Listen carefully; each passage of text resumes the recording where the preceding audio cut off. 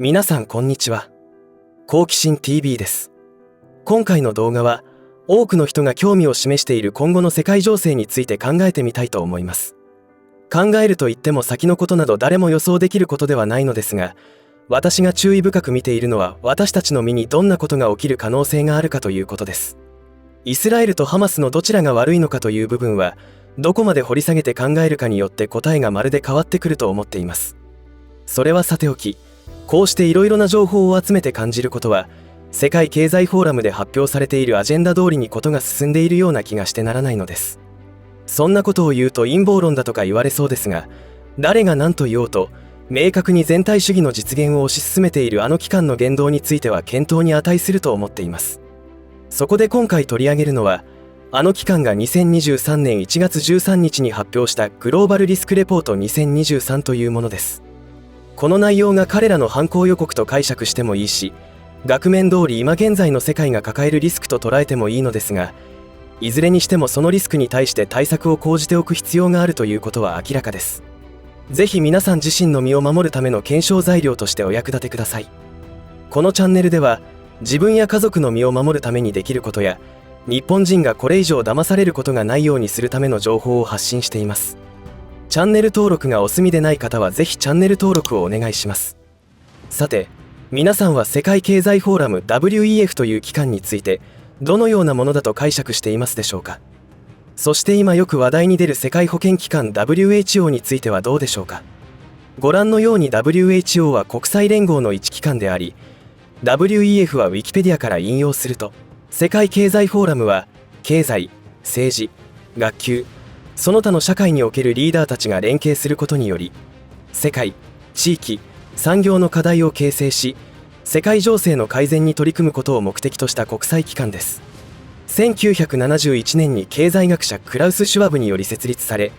スイスのコロニーに本部を置き、同国の非営利財団の形態を有しているというように説明されています。つまり、今更ですが国際連合も世界経済フォーラムも、私たちが普通に慣れ親しんでいる選挙によって選出された者たちで構成された機関ではないということです。近年、この部分が非常に重要になってきています。どういうことかというと、これらの機関がその設立目的を果たしているのかという問題は置いておいて、これらの機関が世界平和を目指して各国から出向した職員によって運営されているだけならまだしも、今世界中の国の主権を取り上げて一つにまとめ上げようという動きになっている。つまり世界統一政府を作り上げようとしていることが問題となっています。少なくとも日本以外の国ではその動きに対して反対運動が起きている状況です。これらについては以前の動画でも触れましたが、日本においてもその動きが急激に広がり始めておりますから、関連情報の収集は必要だと思います。そもそも国際連合ってその目的を果たしているのでしょうか。これらの議論は随分前から言われていることですが、最近勃発しているウトロの紛争や中東紛争においても、常任理事国の拒否権が行使されたりして平和的解決ができないことでますます意味のない存在になってきているように思えます。これらのことについても言いたいことは山ほどあるのですが、今回は割愛することとして、冒頭で言った世界経済フォーラムは単なる個人的な機構であるにもかかわらず、世界中の首相クラスやグローバル企業のトップ、各国内で発言力や影響力のある者が集まって問題でもないことを問題にし、庶民にとってはマイナスにしかならないようなことばかりを決定しています。その決定事項は、まるで世界政府であるかのように掲げたアジェンダの達成に向けて各国へ圧力をかけているという構図になっています。この組織には数々の疑惑があり、陰謀論という魔法の言葉が通じなくなるほど真の姿や目的が暴露され始めています。前置きが長くなりましたが重要なことなので時間を割きました。その世界経済フォーラムが2023年1月13日に発表したグローバルリスク2023というものを紹介します。その内容はご覧の通りなのですが、なんと今後2年間と今後10年間のリスクがリストアップされています。翻訳すると今後2年間のリスクは、1、生活費の危機、2、自然災害と異常気象、3、地形学的対立、4、気候変動を緩和できない、5、社会的一体性の低下と社会の二極化、6、大規模な環境破壊事件、7、気候変動適応の失敗、8、蔓延するサイバー犯罪とサイバー不安、9、天然資源の危機、10、大規模な非自発的移住。続いて今後10年間のリスクは、1、気候変動を緩和できない。2、気候変動適応の失敗。3、自然災害と異常気象。4、生物多様性の損失と生態系の崩壊。5、大規模な非自発的移住。6、天然資源の危機。7、社会的一体性の低下と社会の二極化。8、蔓延するサイバー犯罪とサイバー不安。9、地形学的対立。10、大規模な環境破壊事件ということが発表されています。反グローバリストたちが問題視しているのは、世界経済フォーラムがこれらのリスクに対して各国の主権などないかのような動きを見せ始めているところです。反グローバリストは個人の自由や平等を尊重しており、世界経済フォーラムに代表されるようなグローバリストたちが掲げる目標とは真逆なのですが、反グローバリストという単語は誤解されそうな感じがしますよね。今回このテーマを取り上げた理由は、このリストアップされたリスクはただの懸念事項ではなく、予告である可能性があるからです。その理由は過去の動画でも取り上げてきておりますが、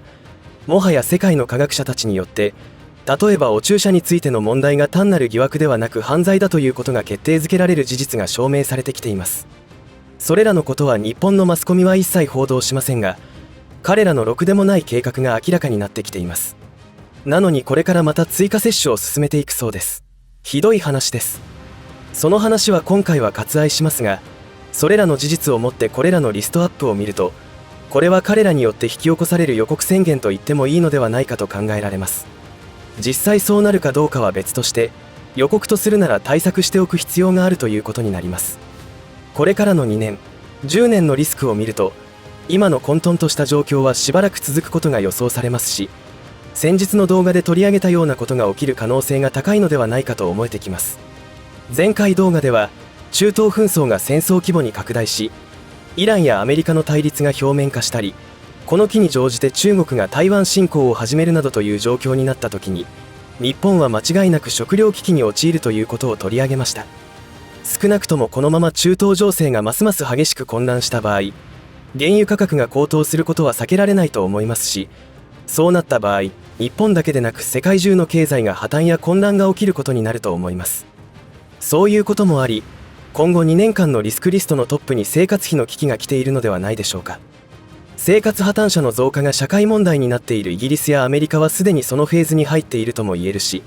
これが輸入大国日本に起きないわけがないと考えるのが正論かと思います。2つ目の自然災害と異常気象というのも気になるところもあり、ここ数ヶ月の間で世界中でマグニチュード7以上の地震が頻発しています。科学の悪用によって地震だけでなく台風、干ばつすらも気象兵器によって引き起こされている可能性が高くなってきています。これらのことも陰謀論などととぼけたことを言っている場合ではなく、気象改変技術を兵器利用してはいけないという国際条約もあるくらいですから、それは存在しているのです。それらは1977年、昭和52年にジュネーブで締結されたものですから、今から50年近くも前にそのような技術が確立されていたということになります。なので気象兵器というものの存在自体を陰謀論扱いしている人はかなりの情報弱者ということになるので、常識のアップデートが必要だと思います。振り返ればちょうど50年ほど前に起きた第4次中東戦争によって日本だけでなく世界中が原油高騰で大混乱しました。当時は原油価格が4倍になったわけで、今回も同様のことが起きるかどうかは分かりませんが、私たち庶民ができることはそうなっても困らないように対策するしかありません。一つの国家が滅びるのは意外と簡単で、核爆弾以外で考えたらエネルギーを止めたら簡単に終わります。その危機があったから日本は大東亜戦争に踏み切るしかなかったのですが、歴史は繰り返されますし、日本のアキレス腱は当時よりもさらに脆弱になっているという認識も必要です。この部分を強く警告したいのですが、今現在の日本は有事があった時の脆さは有史以来最悪な状況です。例えば東京には約1400万人もの人が集まっており、確実に食料自給率はゼロです。さらには高層マンションが立ち並び、停電が起きた時にはライフラインはもちろんのこと、地上階に降りたり上がったりするだけでも高齢者はアウトになりますし、若者でも困難となるでしょう。それにもかかわらず、何も準備、備蓄しない人は生存本能が大きく欠けているとしか言いようがありません。今回紹介した世界経済フォーラムの2年以内に起きるとされているリスクについては、よくよく想像力をフル稼働させて対策することをお勧めします。いかがだったでしょうか。ろくでもない輩たちの手口を紹介しておきますと、人を恐怖に陥れ、それが予告通りになった時には彼らに従うしかないという心理にさせて人を支配するということを考えています。なので今回紹介したリストに対して過剰な不安や恐怖は持つ必要がありません。そうでないと操られます。ただこうしてリスクをあえて紹介するのは、そうなった時に動じないようにメンタルを整えるためでもありますし、実際ことが起きた時に困って恐怖と不安に襲われないようにするためです。来るなら来いというくらいの心構えが必要です。私が楽観視している部分といえば、今まで長いこと人類を不幸に陥れてきたろくでもない輩たちの運命も終わりに近づいているということです。過去に彼らの悪行に気がつき公言していた人たちは消されてきたわけで、今でもそのような動きはなくなったとは言えないにしても、多くの人たちが同様の情報を発信しているにもかかわらず問題は起きていません。ただ彼らの恐怖による術中にはまってしまい、彼らの目論見通りに世の中が支配されたとしたら、デジタル監視技術によって簡単に抹殺されると思います。しかし今はそうならない動きの方が大きく強くなってきているので、その部分で心を強く持って生き延びる方法を考えていけば良いと思います。時代の変わり目にはどうしても庶民の犠牲者が出てしまいます。大難を小難に変えるためにも周到な準備とメンタル作りが必要になってくると思います。今後もご視聴の皆さんが生き延びるために役に立つような情報を発信していきますので、引き続きの応援よろしくお願いします。最後までお付き合いありがとうございました。以上で今回の話は終わりとしますが、皆さんの応援が次の動画作成の力になりますので、いいねボタン、チャンネル登録、通知設定をオンにしていただけると嬉しいです。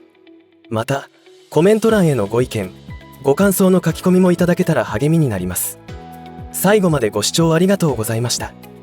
好奇心 TV でした。